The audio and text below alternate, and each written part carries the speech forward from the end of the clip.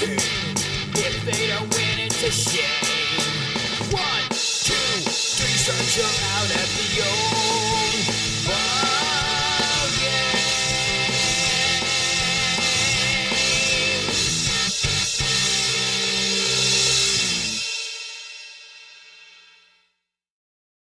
Good morning and welcome to Packs for Breakfast here, Sunday, May 4th. Randy, may the 4th be with you. Oh, jeez. May the 4th be with you as well. I forgot about that.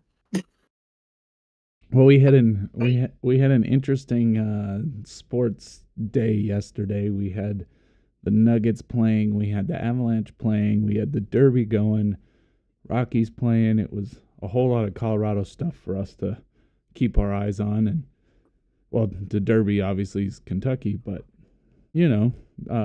still a lot of Colorado sports. The Nuggets won, which is awesome. The Avalanche unfortunately lost, and Sovereignty won the Derby, edging out the journalism, and the Rockies lost again, which we just discussed is not a surprise. So, a lot to look at, a lot to see. Yeah, it's like even the Rapids lost yesterday. A lot of Colorado sports did not have a good day. But the Nuggets are moving on. I'm glad they eliminated the Clippers. It's like I'm not a James Harden fan. I'm not a Kawhi Leonard fan, and I do not like Ben Simmons. So that team just has so many players that I cannot stand. I like the Clippers as an organization, and I do root for them most of the time, but they're going to have to get rid of Harden, Kawhi Leonard, and Ben Simmons for me to root for that organization again. I mean, I loved him when they had what was his name? Now I can't remember his name, but he was the high flying dunker guy that ended up in Detroit.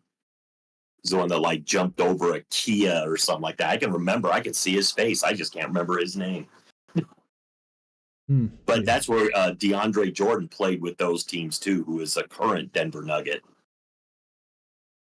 Well, and my thing is the Nuggets seem to just get so much hate from everybody. I don't, not really sure why, but Jokic is one of the best, if not best players in basketball, and nobody seems to care or want them to win. I mean, I know we're not a big market, but come on, they're at least fun to watch most of the time. Well, I think a lot of the resentment for the Nuggets is that Jokic doesn't look like he should be the best player in the NBA. He's not the most cuddly, of superstars. He doesn't really embrace his superstardom. That's why I think Anthony Edwards for the T-Wolves will probably, at some point overtake him for best player, because he's definitely more personable than Jokic is. But Jokic just wants to play the game, and he just wants to play it at a high level, and he just wants to win. He doesn't really care about the rest of it. And the Nuggets still have no bench. I mean, I'm glad Westbrook is playing well. He's played well the last few games, but they need a bench, especially taking on OKC, who can go basically with two almost starting lineups with how deep they are. I'm a big fan of Aaron Gordon, and I have been since he was with Orlando. And I think he's my favorite guy to watch. He's a big-time dunker, too, which that's exciting. Oh, and Christian Braun. I like Christian Braun. Michael Porter Jr. is infuriating, though, because sometimes he shows you those glimpses of what he should be, and then other times he kind of disappears, and it's like you're not even aware that he's on the team. Jamal Murray's played pretty well in the playoffs. Peyton Watson is, he shows that he's got a lot of hustle, and he's pretty good on defense. But we need somebody else like Strother or Pickett or, I don't think Najee is going to do anything, or, Kankar or any of those guys. We need a bench, And we need some bigs on that bench that can give some minutes because DeAndre Jordan is so old, but he's our best big on the bench. Yeah, and when in the last set championship year when we won, the bench was they fueled that because you had Bruce Brown, Jeff Green, they'd come off the bench and just electrify. They would just get the energy back. And Christian Braun was coming off the bench at that point, and everybody just played so well together. And you don't really have that right now, so it's kind of you need that in order to go that deep into the playoffs. Well, to me, Caldwell Pope is also one of those guys that was severely underrated for what we did. Caldwell Pope could play some pretty good defense. He was also a great facilitator as well. I know that most everything runs through Jokic, but there are times you need somebody else on the floor that can run the floor, and KCP was that guy. And you saw this year, we didn't really have a second guy that was a good floor general. You had Jokic, and that was it because we did not have KCP anymore. Yep. It's funny. This one person can just, you lose one guy and all of a sudden your team's just not what it used to be. Even if that player didn't get all the love that they should have gotten the whole time. Oh, I know. I mean, Bruce Brown and Jeff Green and Caldwell Pope, instrumental in that championship, and not having any of those three anymore. It hurts. It's why the Nuggets haven't been contenders since that year. They've kind of they're really good still because they have the best player, but you can see that Oklahoma City and Boston and teams like that have just surpassed them. All right, well, let's talk about some baseball at this point. We have 1990 and 1991 Fleer baseball up on the board today. And in my title, I went from okay to worst. And that's not a ranking. That is 1990 Fleer was okay. It was not a particularly fantastic set, but it was pretty average. I liked it. I mean, well enough. It wasn't flashy. It was pretty straightforward. And then you go to 1991, which, if anybody disagrees, please let me know. But 91 Fleer, worst set ever created, hands down.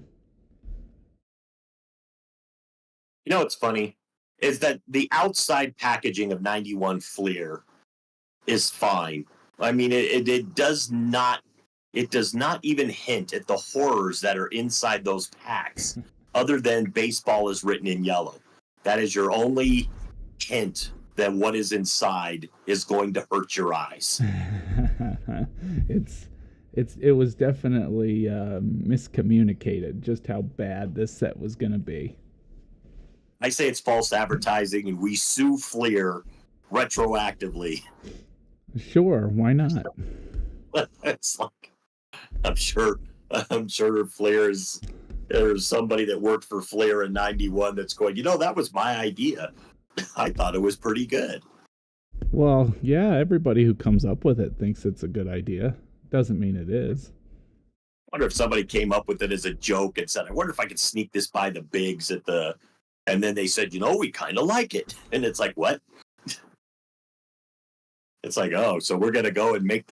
So in 1990, you could get your official Fleer collector's pin for only $4.99. Man, I wish I had taken advantage of that back at the turn of the 90s there, the turn of the decade. It would make a handsome addition to your Fleer baseball collection. I'm sure it would have, and I'm sure that pin would have gotten lost in a box with the rest of my stuff from that era. Be the first to collect limited edition Fleer baseball card sets, All-Star Team, and League Standouts. As long as there's no Diamond King Mike Greenwell in there or whatever. Nah, that was Donruss. We don't have to worry about the Diamond King. It's like it's still one of the worst I've ever seen as being a Diamond King. Well, we are going to get into this 1990 Fleer. I'm sorry, Randy. You can talk some more. I've got to go turn off my sprinklers real quick. I will be right back, and then we'll jump into this. Okay? It's like water problems. So it's like, so we're gonna start with 90 because 91. We don't want to hurt your eyes right from the jump. We know it's early. If you're in California right now, it's only 5:11 in the morning. If you're on the East Coast, it's 8:11. You probably had your coffee. You're bouncing a little bit more. Your eyes have had a chance to adjust, but we got to think of other people that are maybe just waking up. Maybe if you have sensitivities to light, you might want to avert your eyes. Don't look directly at the screen when we start undoing the 91s. Like I said, that outer packaging does not tell you how ugly these cards are. I've always said it just looks like a reverse Pittsburgh Pirates uniform. Which, I mean, the Pittsburgh Pirates uniforms, of that era that looked like that were not bad, but it was a predominantly black scheme with a little bit of yellow. This is a predominantly yellow scheme with a little bit of black. So it is just not pretty. And maybe we're being tough on it. There might be somebody out there that their favorite color is yellow and it looks like a school bus to them, and they have fond memories of being a kid and taking the school bus to school. But for me, it's a horrible time. I don't even know if when I was a kid I collected 91 Fleers, because I don't remember if I have any of those ugly cards in my own personal collection. Because I was more of a Don Russ and Topps guy in the late 80s, early 90s. All right, I'm back. Got the sprinkler system all turned on yesterday and forgot to change my clock times. So, all right, well, let's get into this. Enough talking here. We've been catching up on our sports. Now, we're going to catch up on some baseball. Starting out with our sticker, we got Braves, Cubs, Reds, and Astros. I like it. Yeah, the funny part is both of these card packs are pre-Rockies. I think the 91 Fleers, we had at least announced that we were going to, in 1991, we announced that the Rockies and the Marlins were going to exist. But it's actually a thing of you will not see Rockies. You might see some future Rockies, but you will not see Rockies or Marlins players at all. We saw Mike Jackson to start. Now we got Scott Geraltz, pitcher. Got Frank Williams for the Tigers. Jeff Hamilton, third base for the Dodgers. Boy, I don't. He's a Dodger, so I'm gonna boo him. Boo. Brian Holton, pitcher. A lot of pitchers to start this one. That's like 4 out of 5. I tell you, a lot of mediocre. At least Glenn Davis. Glenn Davis was a pretty good first baseman for the Astros in that era. We'll put Glenn up there for now. Bob Welch. I'm looking at this guy's name, and I'm thinking it's probably Hillegas. Yeah. Don't know. It's like it probably is Hilligas, but I can't tell you because it's like, you know what? I don't remember that guy ever being mentioned very often watching Sports Center. Shane Hilgis. It's like, that's all right. If we're saying it wrong, there'll be 100 people to tell us that we're wrong. There's my catcher, Don Slott. Favorite Don Slott. One of my favorite names. Hey, future Rocky, Bruce Ruffin. Bruce Ruffin. So we got our future Rocky. But there's too bad he was never a Rocky. And there goes one of our cards. Obviously he's going to be our pitcher. Odabe. See, there was one of my favorite first names, Odabe. I love the name Odabe McDowell. Yeah, Odabe. All right, we got a superstar special. Oh, and of course, this guy had to make his appearance yet again because I was wondering if we were going to get one.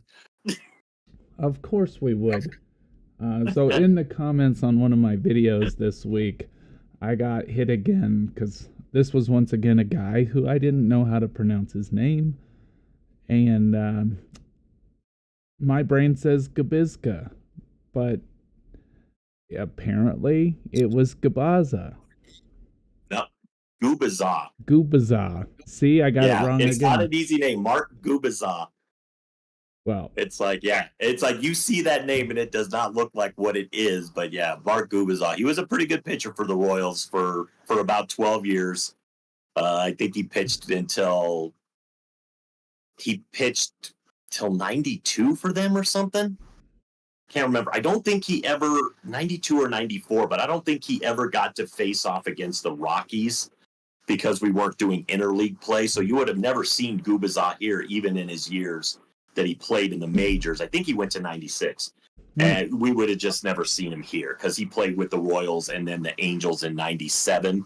That was his last year with them. So we would have never seen him in Colorado. Well, and I think I've mentioned it before, but in those years, I never had TV to watch other games. So in the early 90s, all of my information about baseball came from the newspaper, looking up these box scores and following players. Without hearing the guy's name, I never would have known how to pronounce it. And that makes it tough, you know? Well, the funny part is think about his teachers when he's in class and they're doing roll call and that name is in front of them. Right. And they got to go, oh, Jesus, how do you say that? And then we got Ken Hill. A lot of pitchers, man. And then, is he rich yet? Is he? Well, you know, it's like if he was in this era, yes, he would be rich now. But no, it's like, is he rich yet? I would probably say no. Unless he made some good investments. Let's see how long Rich Yet played in the MLB. Because now I'm curious. I like the name, though. Rich Yet.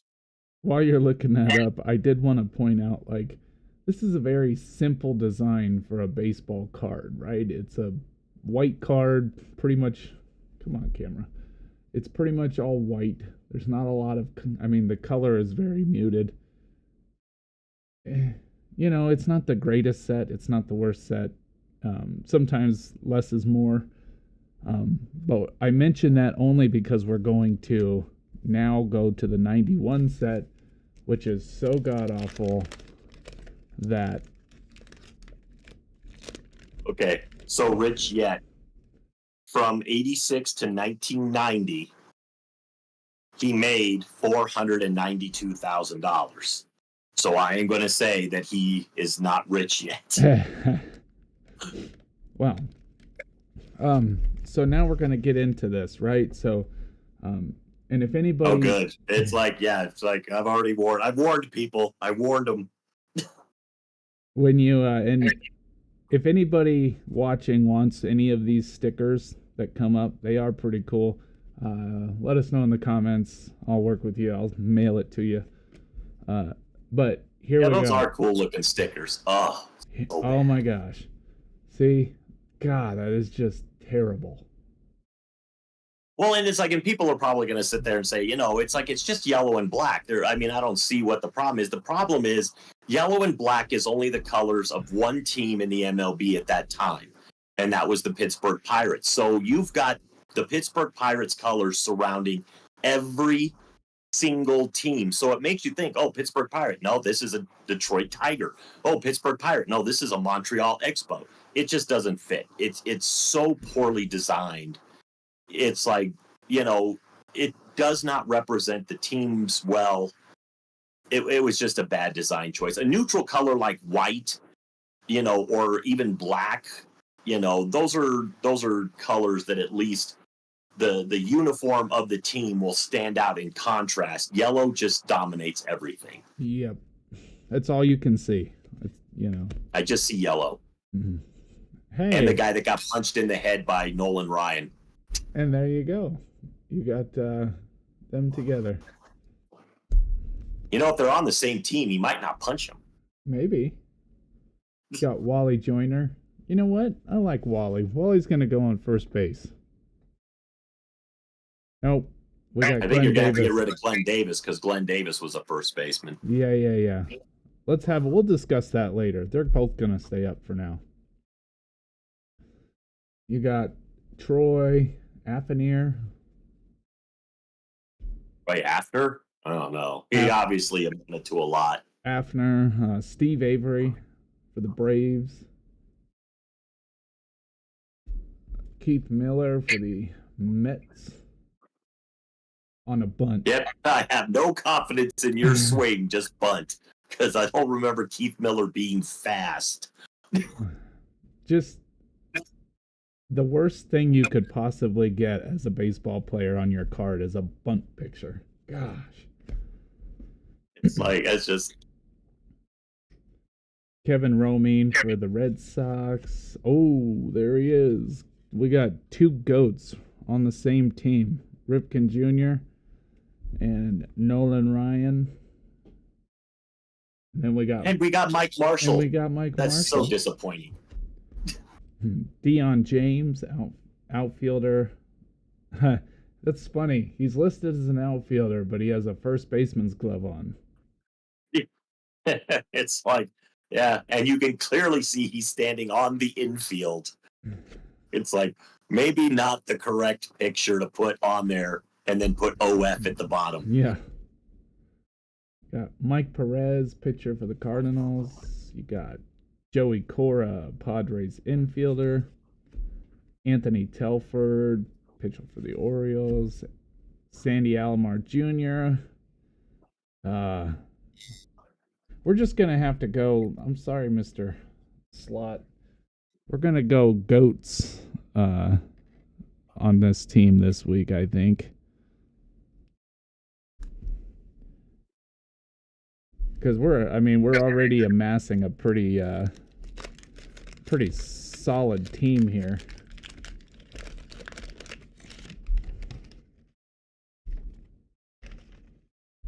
We got Twins. You know what? Every one of those stickers would have looked good on a Peachy. Although, look how boring the Padres sticker is. I know. Even the Giants logo isn't that exciting, but Padres is minimalist for sure. Yeah, it's like, hey, Padres. Bill Spears, infielder for the Brew Crew. Or I wonder if it was Spires. It might have been Bill Spires. Could have been. I'm trying to go with the safe one so I don't get crushed anymore. Jeff Manto, third base for the Angels. Roy Smith, pitcher for the Twins. High leg kick. It's like, those are the names you appreciate when you're not really from this era. Because Roy Smith, you can't mess it up. Nope, can't mess that one up. And then you got Cubby Jeff Pico. I'm going to tell you, must not have amounted to much because I don't remember, Harry Carey or Steve Stone talking about Jeff Pico at all. Now this is funny because you have polar opposites. Look at him. One has the highest leg kick, and then his leg kick is super low. So it's kind of funny. Well, and you can see Smith is doing more to try to hide the ball. Yeah. Whereas Pico, maybe that's why Pico, it almost looked, and it doesn't really look like Pico was doing a slide step. It just doesn't look like he has a very high leg kick. You got Chet Lemon. That's a fun name for a baseball player. Gary Templeton. Here's the funny part about that picture. Which one? The funny part about that picture, that Gary Templeton, is that picture looks like it's out of the 70s. And it's for a 90 Fleer, but it looks like it's a 70s picture. And I don't know why that is. It just looks old. It looks like it's like superimposed. Like they took a background and just put him on it. Yeah. It almost looks like he's going to hit a ball, but it's like he would be hitting it into the stands. Yeah, that's an odd one. It's like maybe there's somebody he really doesn't like up there. Then you got Steve Frey and Mike Huff, Major League prospects. And I prospect that they were not that good. John Wetland. John Wetland, I think, had a pretty decent career. Nothing that super exciting, but he did have a decent career. Future Rocky. Jamie Moyer. So what? In 1990, he was in year 16. Probably. Gosh, he was so That's old. He played for so long. Yeah, he started with the Cubs in '86 and was still playing in 2012? Yeah. Not well, but he No. was playing. Hubie Brooks, outfielder for the Expos. I still miss the Expos. They were, I do too. man, we've talked about it, but solid catcher, Bob Boone. What? Baboon? Bob Boone. Baboon?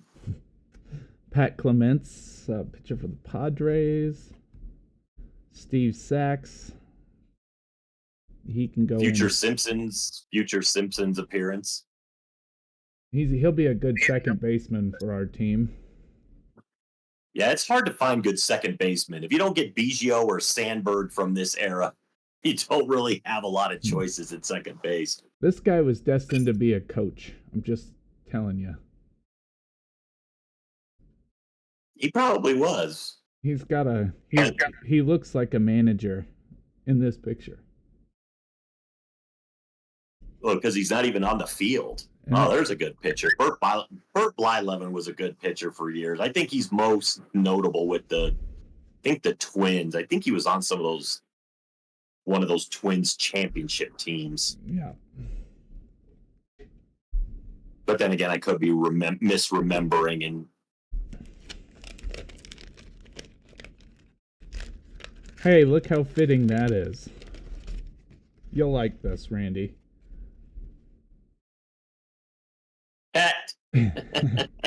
It's like, let's just go full meme and put the Pirates thing. You know what? That's the thing if you look at that pirate sticker, there is a little bit of red. They could have put a little splash of red in there. I am going to say, because Rafi is going to go up in place of Glenn Davis. The 91 Fleer has given us all of our players, so Carlos Hernandez, catcher for the Dodgers. We've got Jimmy Kremers, Braves. Jose Rijo for the Reds. I liked Jose Rio. He was on that 90 championship team. Actually, this 90, I think Jose Rio, that would have been the Reds the year after the Reds won the championship. Kevin Brown, you're never going to... Nolan's on the team. Nobody cares about you. Yeah, no, it's like Kevin Brown was a good pitcher too, but when you got Nolan Ryan, you're not making it. Nick Asaski. I don't think he got to play. You know, it's funny because in that era, I remember Sid Bream being their first baseman. So maybe Asaski had one more season with them. He played for a long time. He started with in 78 as a minor leaguer, and then 83 with the Reds, played for 6 seasons with them, and then to the Red Sox and the Braves. But he only played in 9 games for the Braves, so he was the backup at that point. Yeah, I would say so. Probably the backup to Bream. You got Kevin Wickender, Luis Aquino. Luis Aquino, Luis Aquino wasn't bad. I mean, no, he's not, it's going to take him like 10 careers to equal what Nolan Ryan did, but. You got Don Paul, pitcher for the White Sox. You got Randy Kutcher. He was okay as a player. I mean, it's like he probably did not have a very long career. Cubby Luis Salazar. I remember him. It's like, I remember Luis Salazar, but I don't remember him that much as a Cub. So he must not have done much with the Cubs. There was actually a guy who used to play for the Cubs. Colby Ward, Indians pitcher, and then Bob Tewksbury, pitcher for the Cardinals. He had a pretty good career too. Yeah, Tewksbury. Randy Kutcher. He played about 5 seasons. He had 10 career home runs. Batted .228. Nice. He was not a good player. He was not a good player. You know, we've been for a little while there where we were in the modern sets, and I really like opening these old wax packs. There's just something about it that's different than the new ones. Ooh. Yankee sticker.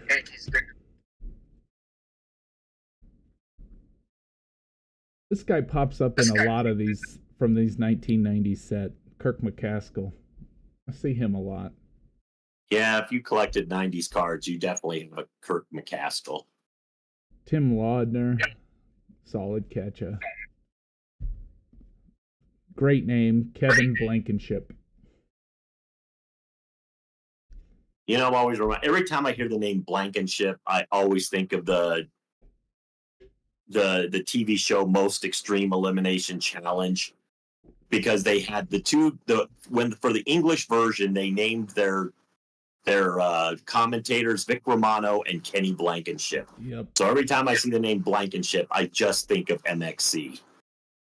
That was a fun show. Oh, I love that show. So much fun. And they did a great job with the commentary. Even the English commentary was hilarious. Absolutely ridiculous, but a fun show. Oh, it was fun. And oh my God, it's like you couldn't do that stuff today because some of those people, you look at it and it's like, oh my God, it looks like they broke ribs or something when they slammed into things. Yep. Eric Show. And then Major League prospects Greg Smith and Stu Tate. And because we don't know their names, I'm going to guarantee that neither one of them worked out as prospects. Probably not. You got Mickey Hatcher. It's funny, his face looks, on the camera, his face looks like sunburn, but on the card, it's not really that bad. It's just a camera correction, but... The camera correction makes him look like he's... It's like more sunscreen, dude. Seriously. Rick Leach. Tim Burke for the Expos. Oh, man. Got Saberhagen.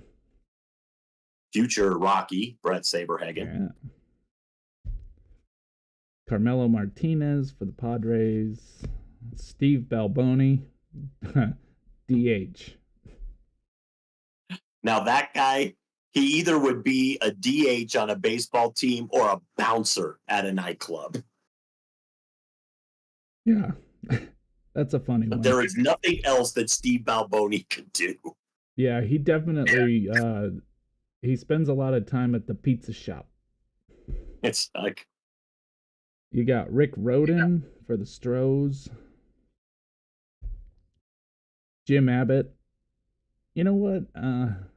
Have we talked about Jim Abbott before on your yeah? Yeah, we've talked about Jim Abbott. We've had him he was on one team I know of. Okay, I just wanted to make sure because he's a guy that we should definitely get. Just because it was a cool story, you know. We got Dave Stieb and Dave Parker, another DH. That was a DH pack. It's like I like Dave Parker. I think he was also a part of the championship winning team for the A's in I think '89. So, and if those were the '90s, that means that he was coming off his championship year. All right, this is just ridiculous now, Randy. Somebody Fleer, 1991 Fleer, sponsored by the Pittsburgh Pirates. All right, we got Edgar Diaz, shortstop. Hey, there he is again. That one's a cool picture because you could see how he used to hold his glove. Yep. But it's like, I mean, the amazing ability to switch hands so fast. What an awful picture, Bill Pecota. Swing and a miss. It's like, And the swing looks terrible. It's looked like he was getting inside outed on that. Yeah. It's like he's bringing the hands in. It's like it's not a good. Oof. He definitely got fooled. Jerry Down Gleaton. That's a fun name. He's obviously from Appalachia somewhere. If you got the name Jerry Don Gleaton. Ron Karkovice. He was always a good player. Oh yeah, he had a pretty good long career. And then you got Rick Shue. That's another. Is that like Dr. Shue from Al Bundy? That's another swing and a miss picture, and that sucks for him. It's like, yeah, because he's not running; he's just swinging. And then you got Todd Burns for the Athletics, Mike Bell for the Braves, Wally Whitehurst for the Mets, Carlos Quintana for the Red Sox. Wouldn't be an early 90s set without getting Mickey Tettleton. No, that is for sure. It's like you've got to have a Mickey Tettleton. And there's a thing we don't get any in those newer packs. No, nice. Love the checklist. We've got the checklist. And this one's just a full-on checklist. I mean, that's all you get. It's just a checklist. I love it. Well, it says Tigers and Indians. Did you see that at the bottom? It said like Tigers and Indians. Oh, yeah. That was. What about the other side? What did that one say? Phillies and Cubs. Phillies and Cubs. I would have been a checklist back in 91. I would have wanted because it would have had all the Cubbies players. Dougie D's on there, right there. Yeah, little Dougie D's on. Oh, poor Doug DeCenzo. That means he's going to be in here somewhere on these horrible cards. Greg Maddux is in there. Hey, Mike Harkey. Speaking of a club. Yep. Hey, check him off the list. We found him. And then we got Darnell Coles, infielder for Detroit, but he says just infield. That's never good. Are you sure it's not the Pirates? Because those cards all look like Pirates cards. All right, now we got back to the 1990. I can uncross my eyes for a second. Got the Padres sticker there. Like I said, too, these stickers are fun. I've got a bunch of them now, and I'm trying to figure out how to do a giveaway on them because I'm sure there's somebody out there who would like to put them on a locker or, something. Sid Fernandez. Oh, I remember I still remember how much trouble it's like when I was in junior high school, especially. It's like you put stickers on your locker, you got yelled at. Yeah. Yeah, don't deface the locker. Yeah, don't deface the lockers. So it'd be on the inside. Right. Because that's where you put everything. Yeah, nobody would see it but you. Yeah. You know what? You have to kind of feel bad for the janitor or whatever after the school year was over. He has to go through every single locker, the superintendent, whatever they were called. It's like he's got to go through every single locker and get all that crap out of those things. Yeah. But as a kid, you don't think that way. You just sit there and go, I'm done, and I throw everything in the trash I can, and then you go home. It's Billy Ripken. Oh, you were so not nearly as good as your brother. Yeah. I have a baseball. I mean, you even played the inferior position on the infield at second base. I have a baseball that's signed by all three Ripkins, which is kind of cool. Jerry, now this one's another one. Is it Royce? I think his last name was Royce. Yeah, Royce is what I would say. Kevin Apier. He was good for the Royals for quite a while. Yeah, we got a lot of Royals this week. It's kind of been a Royals reunion. I can't remember. I think Kevin Apier also went on to play for I think he went to play for the Angels. I don't know why that sounds familiar to me, but it's like I could be wrong. I am not wrong. Kevin Apier did go on to play for the Angels for a couple of years. Look at that brain. It's like it actually worked. Gary Cotta. That's a really good catcher right there. Yeah, and he's got such a smile on his face. Like that's he knew he was getting a picture at that moment. Oh, he did. Or he's just happy he's a baseball player and Gary Carter was definitely one of the better catchers, especially in that era. Well, what do you think? Do you want to put him in the place of Sandy so you could talk about him? He was better. Sandy Alomar might have been the better defensive catcher, but only slightly. Carter was definitely the better hitter. Oh, the Candyman. Tom Candiotti. I like. You gotta love that. If you've got that name, you're gonna be called the Candyman. And I just he threw such a good knuckleball. I just like watching knuckleballers. From day one when I would see the knuckleballers come out, I'd get excited because it's just fun to watch. Oh, we got Jose Rijo again. Players of the decade. Jose, you know why Jose Rijo is smiling in that picture? Because he knows he's winning a championship that year for the Reds. We got Dale Murphy there. Future Rocky Dale Murphy. He was a player of the decade. He was a very good hitter. Not a power guy for the most part, but he hit for average. But he was a very good hitter. Dale Murphy was exceptional. Except when he got to the Rockies, he was at the very end of his career. Yep. But we still we gave a lot of guys at the end of their career, something to, we got, hey, here you go, Brett Saberhagen, Dale Murphy. A lot of these guys were from these packs. We need to get some out. Jamie Moyer. Right. We're going to have to start throwing some outfielders on the board we got to get some. We don't have any outfielders. Yeah, we don't have any outfielders. It's like there's nobody that's been. Bob Stanley was working with a new catcher in this picture. It's like, I don't understand what sign is that? Well, right there, that is the look of a man that sits there and goes, They really put me out here today. It's like I just came up from spending 17 years in Double-A, and now I'm in the majors for one day, and I am overmatched. There he is, Greggy Maddux. Greg Maddux, one of the all-time greats to go with. But you know what? If I had a choice, I'd take Nolan Ryan.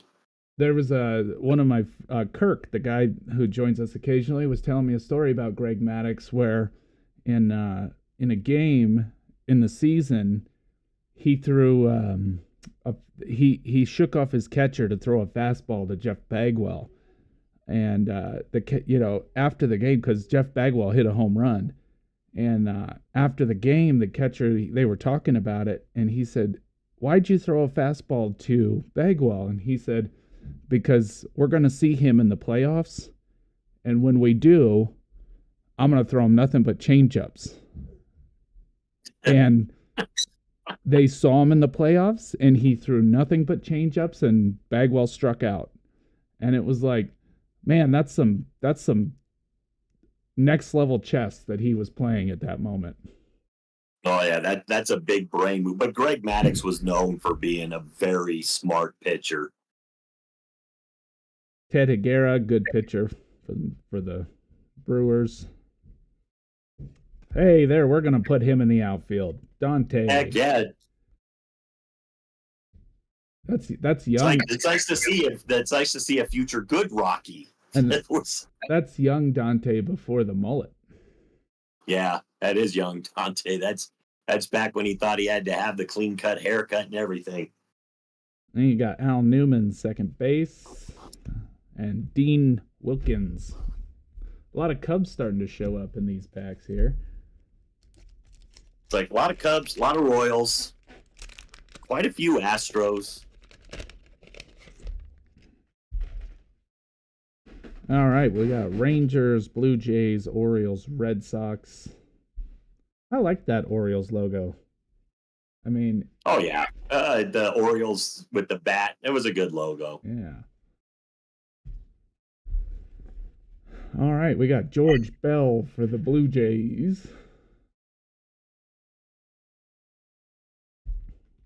Ray Searage for the Dodgers. Joe Carter, Padres outfield. Man, even after all this time of looking at these cards, I still hate them. The Straw Man, we'll put him out. He's somebody that we can put on the wall there. Jay Buhner, pretty solid. You kind of saw a lot of Jay Buhner in the early 90s. Another Cubby, Sean Bosky. Yeah, Sean Bosky, when he came up, it's like I do remember Harry Carey and them. They talked about him. They thought he was going to be real good. They were wrong, but they were hoping he'd be a good up and comer for the Cubbies. He wasn't. He was not a very good pitcher. We got Dave Anderson, infielder for the Giants. Once again, an infielder's never a good.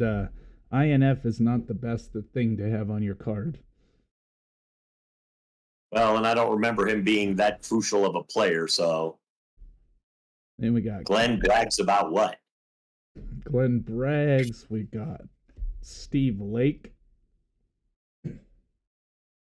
in the rundown. It looks like he's in the rundown on that one. Bill Gullickson, solid pitcher from, I mean, easily like late 80s, mid 80s to the 90s. Spike Owen, shortstop. Now I remember Spike just because of his name.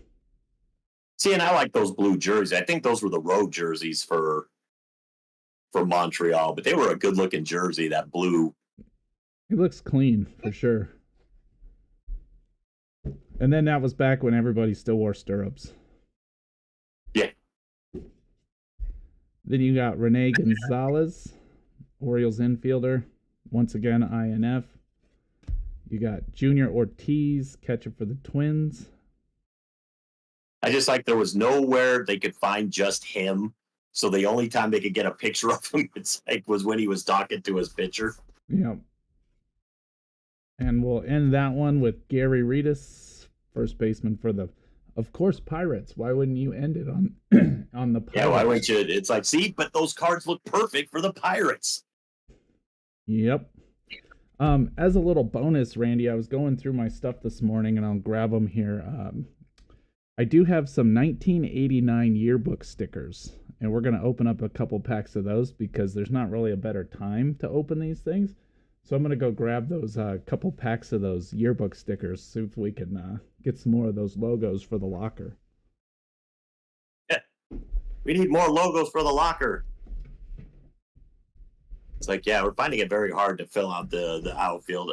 Although George Bell and Joe Carter definitely worthy. George Bell had I think he played for the championship teams in Toronto. Joe Carter for sure played on the championship teams in Toronto because he hit the game-winning home run in Game 6 off Mitch Williams. Now these are interesting. They were not Fleer. They're actually, they're tops, but it was a 1989 yearbook sticker. So obviously these were meant to be put on the yearbooks as you. But it's an interesting, little set to open. There's nothing really not much you could do with them.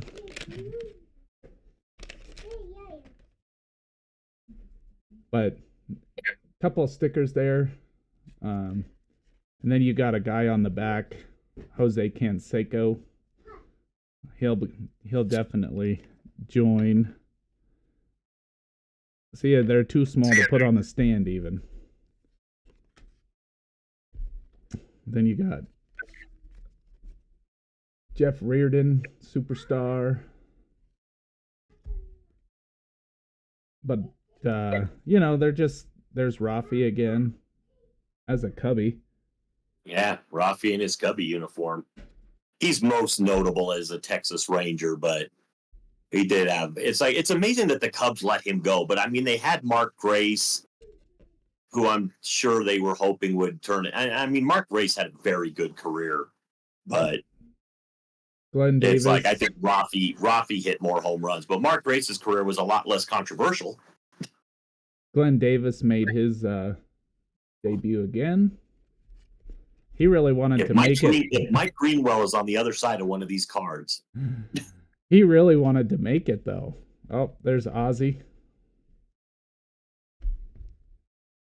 Superstar. So this is, it's kind of a neat little, I don't really... Is that what SS stands for, is superstar? Let's see here. Oh, we got a really shiny one. Strawberry.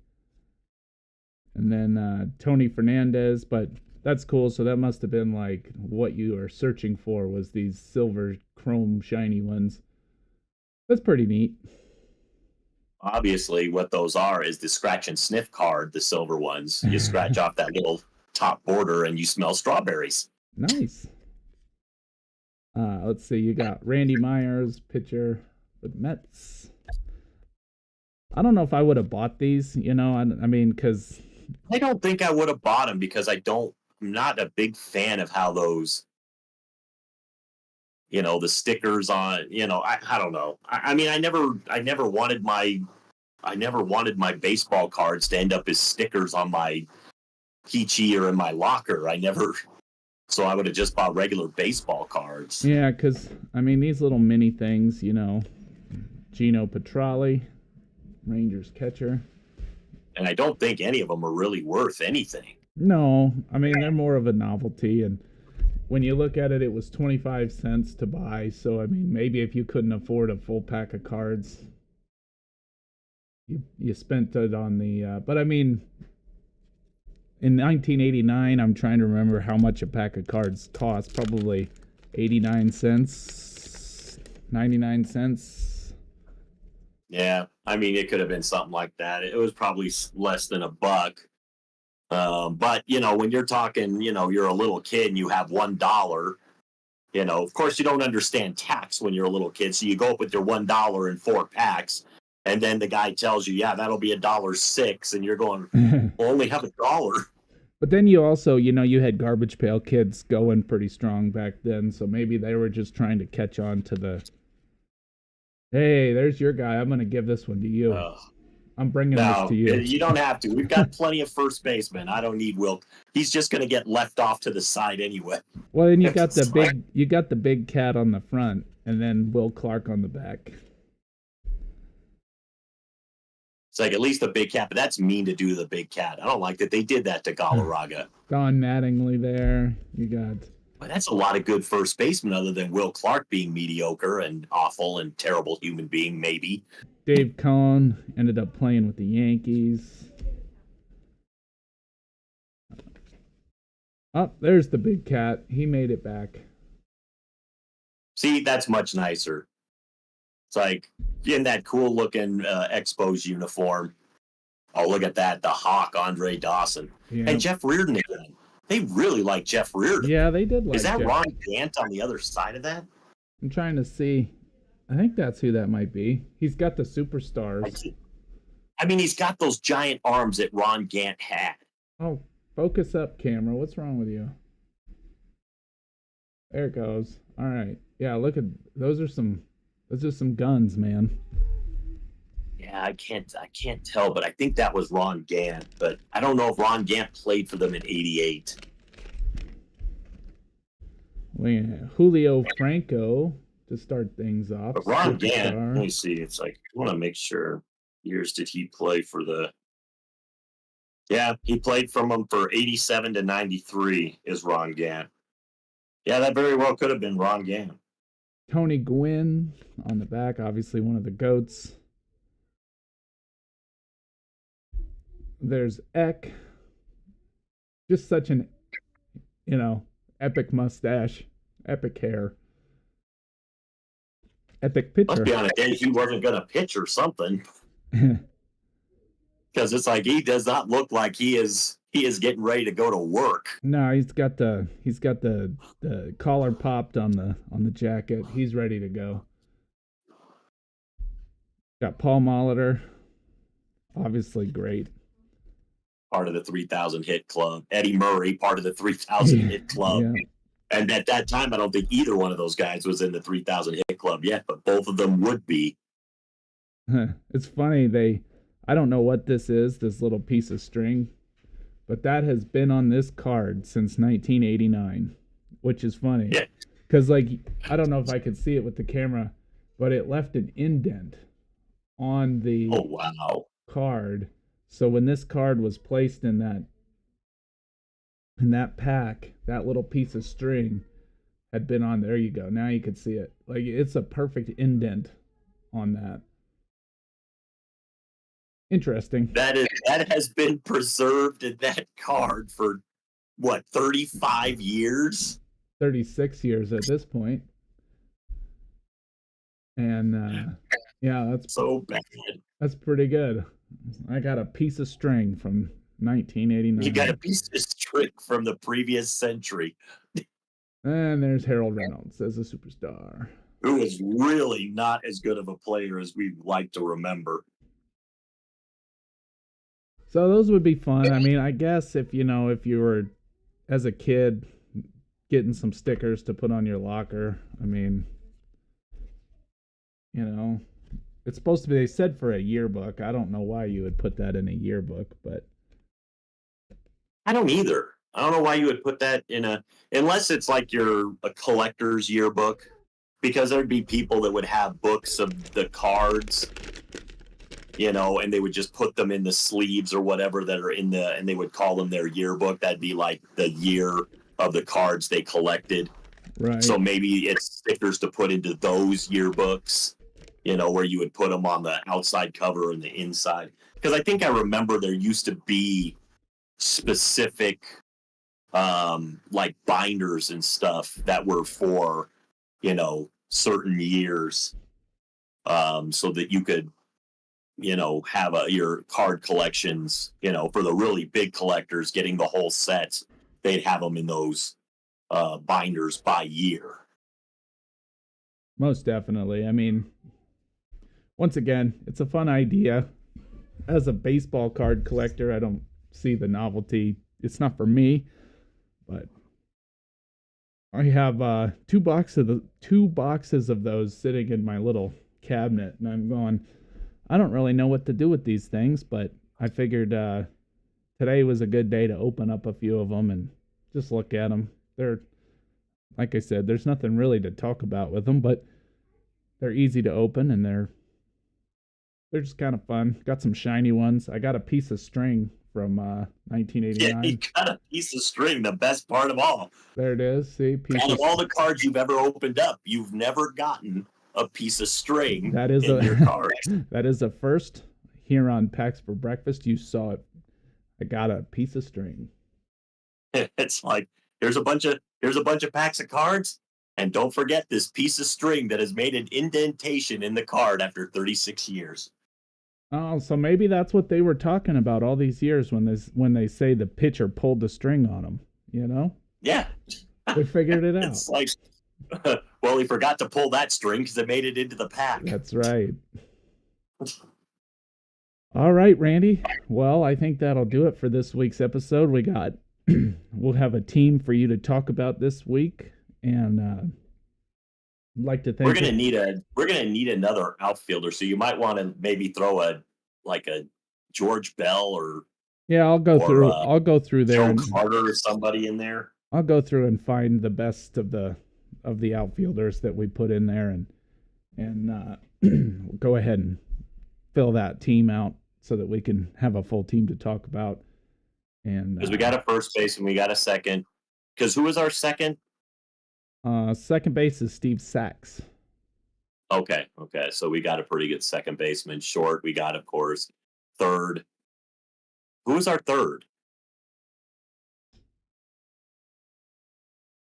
We didn't have a third baseman, so we have one outfield, and outfield's done. It's third base that we need. So Who was the other outfielder that we had? well, you got Canseco, Strawberry, and Bichette. Okay, yeah, so our outfield's fine. It's our third base that we need. Yeah, because we didn't pull like a Mike Schmidt. We didn't pull a Wade Boggs. We didn't pull we pulled a Jay Buhner. I'll go through. Which every 80s or 90s card, you're going to pull a Buhner. Yeah, for sure. Scott Leius. It's like, So I'll go through and find a third baseman to put in there. I guarantee we've got one in there, and I guarantee somebody's in there that can fill that roster spot. so well, thank you everybody for watching this week. We hope you enjoyed it. Got a lot of stickers. If you did see one in the video that you wanted, hit me up in the comments, and I will mail one to you. Like, subscribe, all that good stuff. It's free. It helps out the channel. I always like to pitch that at the end. I don't like to, but it is what it is. Next week, I don't know what we're doing, but I think we're probably going to go back to something a little more modern, just for fun. We talked about wrestling from the mid '90s. I'm still working on that one. They're kind of hard to find, but if I can find some from the Attitude Era, then we might do wrestling, because that would be fun too. So I'll keep you on your toes. Hopefully we'll find something good. But yeah, so Nuggets will keep going in the playoffs. We'll get to watch some more of that. Hopefully they make it all the way. Sorry, Avalanche, you didn't make it. Better luck next year. Anything to add, Randy? I don't know. The Rockies will probably lose today for us to make us even. They'll get swept by the Giants. But I'm trying to figure out who's pitching for the Rockies. I mean, it looks like we got Marquez. I'll tell you, Marquez 0-5 with a 9.82 ERA right now. I mean, he's having a rough go of it this season. Sounds like a Rocky. Logan Webb 3-2 right now, 2.83 ERA, 50 strikeouts to 11 walks, and the Rockies love to strike out, so that's going to be a tough matchup for the Rockies. I think didn't Logan Webb play for the did he play for the Diamondbacks?